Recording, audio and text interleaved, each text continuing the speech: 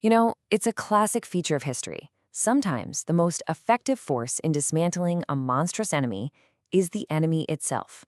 A brutal internal war is raging, and honestly, the outcome could reshape the entire Lake Chad region. Now, this isn't a casualty count from some state-led counterterrorism operation. No, this is the staggering result of two of the world's most notorious terror groups turning their guns on each other. Welcome to Africa Watch 360. Calm, clear, and focused news you can trust. We look deeper so you understand better. Something about this is far more strategic than it appears on the surface. Let's break it down, shall we? Okay, to really get what's going on here, we have to look at this in layers. We're going to start with this idea of a war within a war. Then we'll rewind a bit to see the ideological crack that split them apart in the first place. After that, we'll zero in on the prize they're literally killing each other for, dissect the ambush that led to this massacre, and look at the immediate fallout. And then, at the end, we'll pull back to see the bigger picture. So first, let's get the players straight. On one side, you've got the original Boko Haram, and on the other, the Islamic State West Africa Province, or ISWAP. That's a splinter group that broke away from them years ago. Look, they've always been rivals, but what's happening now is on another level. This is a fight for total annihilation. And that really brings us to the million-dollar question, doesn't it? Because this isn't just random violence. This is strategic. It's a conflict driven by ideology, by resources, and by a desperate, bloody bid for dominance. So what is really at the heart of this self-destruction? To find that answer, you've got to go back to the original split. See, this rivalry isn't some new development. It's the violent endgame of a deep, fundamental disagreement on strategy and vision that has been building up for years. This right here, this lays out their different business models perfectly. Think of it like two rival firms. Boko Haram is a smash-and-grab operation. It's pure chaos, plunder, and they see any civilian as a legitimate target. This makes them brutal, for sure, but also predictable and hated by pretty much everyone.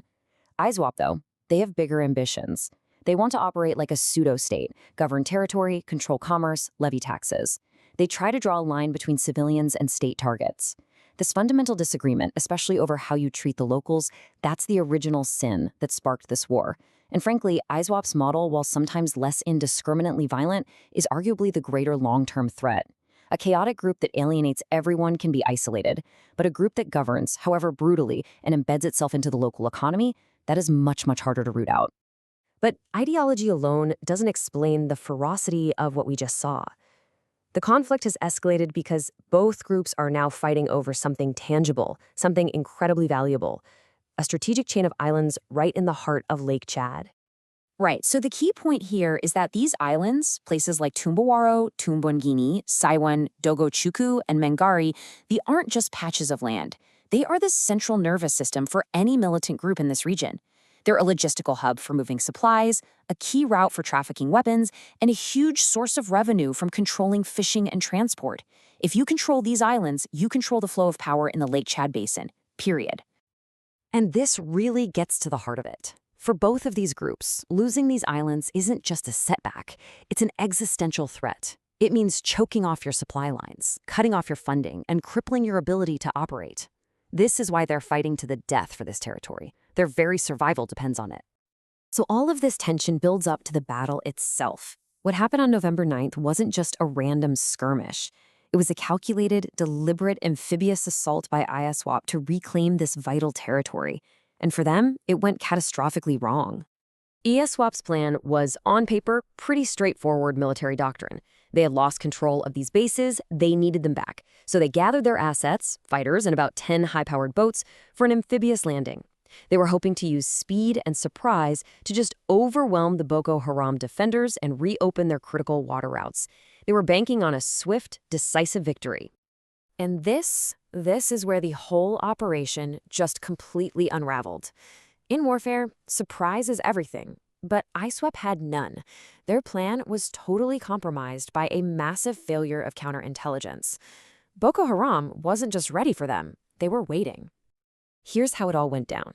Sometime before 3 p.m., Boko Haram gets detailed intelligence on ISWAP's entire plan, including their routes.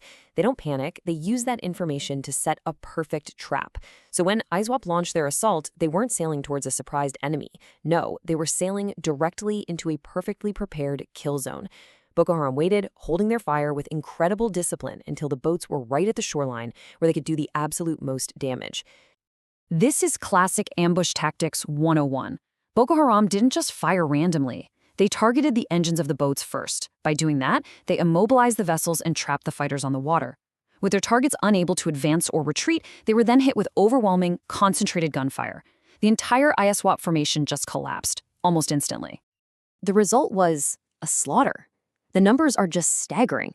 ISWAP lost up to 170 fighters. On the other side, Boko Haram, the defenders with superior intelligence and position, reportedly lost only 4. This wasn't a battle. It was a tactical annihilation. And it was all made possible by one thing: better intelligence.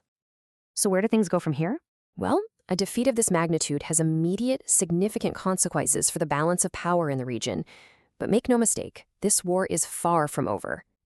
Let's just break down the immediate results. For Boko Haram, this was a massive win. They secured complete control of the islands, they captured a huge amount of equipment, including boats and weapons, and their morale went through the roof. So much so that they actually filmed victory videos celebrating over the bodies of their rivals. For ISWAP, it was a devastating tactical and moral defeat. They lost men, material, and momentum, with the survivors forced to retreat and try to regroup. But it is absolutely crucial to understand that this is just one very bloody chapter. ISWAP was weakened, and weakened badly, but they were not destroyed. Reports suggest their survivors are already regrouping for a counterattack. The fight for these islands, and for ultimate dominance, is far from finished. Now, when we zoom out from the tactical details of this one battle, we start to see the much larger strategic implications. This infighting, it doesn't happen in a vacuum, and its effects are going to ripple across the entire Lake Chad Basin. And this leads us to the strategic layer. So the real question is, who is actually shaping the direction of this situation and to what end? While these groups are busy trying to destroy each other, does this chaos create a strategic opening for regional governments to exploit, or does it just make an already volatile region even more dangerous for everyone involved? And then, ultimately, we have to bring this all the way down to the human level. So how does this shift affect the average household, the community, and the future people are trying to build? For the millions of people caught in the crossfire, does it change in who the predator is really matter when you're still the prey? Because that right there is the fundamental truth. Whenever a power structure, even a violent one, begins to cannibalize itself, it creates a vacuum.